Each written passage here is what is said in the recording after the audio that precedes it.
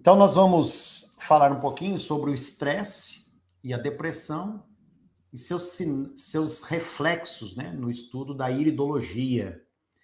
Então, o estresse, a gente consegue ver os sinais, os reflexos dele na íris. Nós conseguimos ver uma parte também na região que corresponde ao intestino, né? Nós vamos falar um pouco desse assunto, entendendo um pouco da fisiologia do estresse, né? Então, primeiramente, o que é o estresse? Então, Marilda Lippe, né, uma grande pesquisadora do estresse, psicóloga, né? Ela define que é uma reação do organismo com componentes físicos e ou psicológicos, causada pelas alterações psicofisiológicas que ocorrem quando a pessoa se confronta com uma situação que, de um modo ou de outro, a irrite, amedronte, excite ou confunda, ou mesmo que a faça imensamente feliz. Felicidade excessiva também pode gerar estresse, né? Então, nós vamos explicar um pouquinho para você. Você tem que se concentrar um pouquinho aqui no que eu vou falar.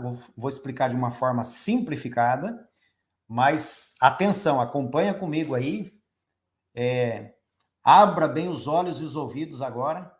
Então, quando o nosso cérebro, independentemente da nossa vontade, né, quando ele interpreta alguma situação como sendo uma situação ameaçadora, ou uma situação tensa, então todo o organismo passa a desenvolver uma série de alterações que é denominada síndrome geral da adaptação ao estresse, né?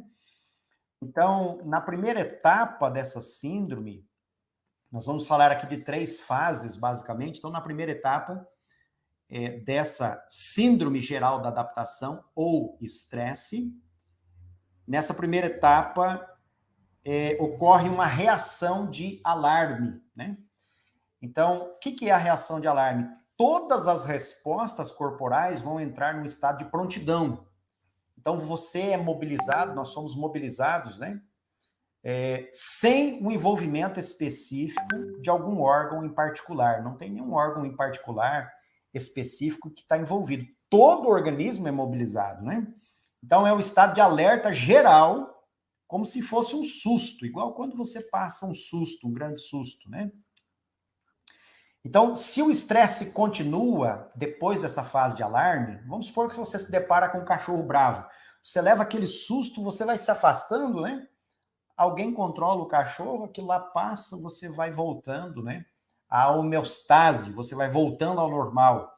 Mas se esse estresse continua, vem a fase de adaptação ou resistência. Então, essa fase de resistência é quando a tensão, né, aquele momento da fase de alarme, se repete outra vez. Então, vai se repetir. Então, nessa fase, o corpo ele começa a se acostumar aos estímulos que são causadores do estresse e entra no estado de resistência ou de adaptação. Então, por isso que é chamado adaptação ou resistência.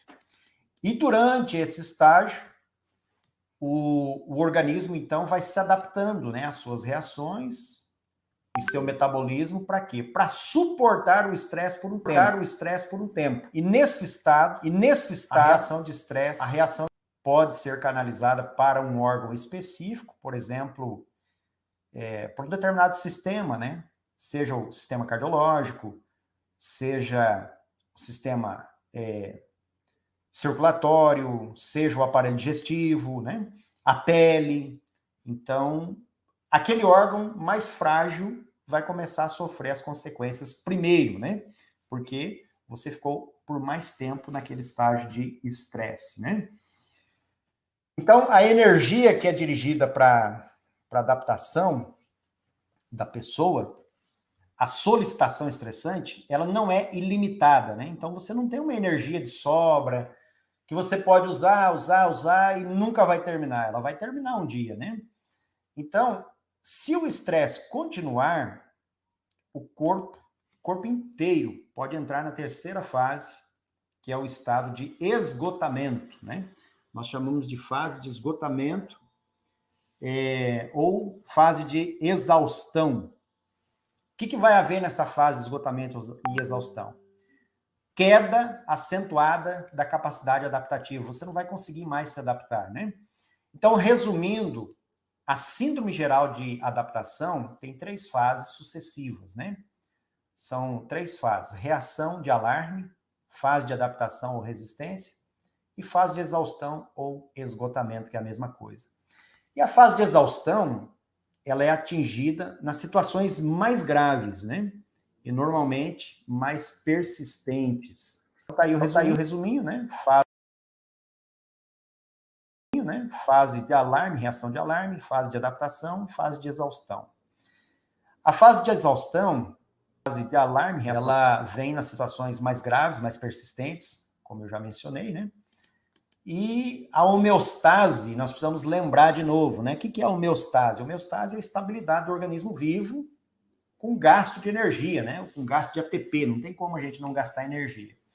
Só que quando você perde um pouco o equilíbrio em alguma situação ou passa por um estresse, o corpo precisa voltar ao estado de homeostase, ao estado de estabilidade, né?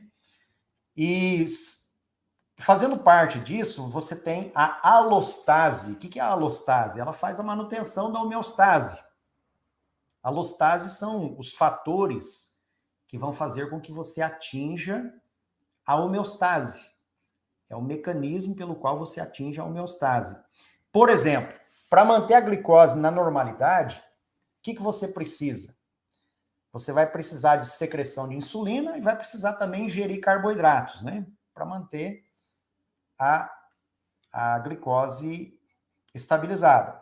Se houver absorção de carboidratos, mas não tiver a ação da insulina, o que vai acontecer? Você não vai ter a homeostase. Você vai ter um problema com o diabetes, né? Com a glicemia alta. Por quê? Porque não teve o mecanismo correto, que é a alostase, para dar o equilíbrio, chegar à homeostase, né? Então, dentro desse conceito, nós temos o que é chamado de carga alostática, né? O que é a carga alostática? Então, quando você tem o estresse, o organismo vai ter uma certa quantidade de energia que ele irá gastar. Para quê? Para combater, né, esse estresse. E quando essa quantidade de energia ela vai exceder, ela é muito além dos limites naturais do corpo, né? Além daquilo que o corpo pode gastar, então você vai ter uma sobrecarga alostática, né? Para quê? Quando não é corrigido, né, o estresse, não é corrigido essa sobrecarga alostática, esse gasto excessivo de energia, né? Quando ele não é corrigido, vai ocorrendo essa sobrecarga alostática até que você tenha uma doença. Vai desenvolver uma doença. Então, carga alostática é a quantidade de energia metabólica que deverá ser dispensada por determinado mecanismo alostático para a manutenção da homeostase, ou para voltar esse corpo, esse organismo ao equilíbrio, né? E a doença, então, é a descompensação da homeostase, devido a uma sobrecarga alostática, né? Um gasto excessivo de energia em algum mecanismo de defesa, ok?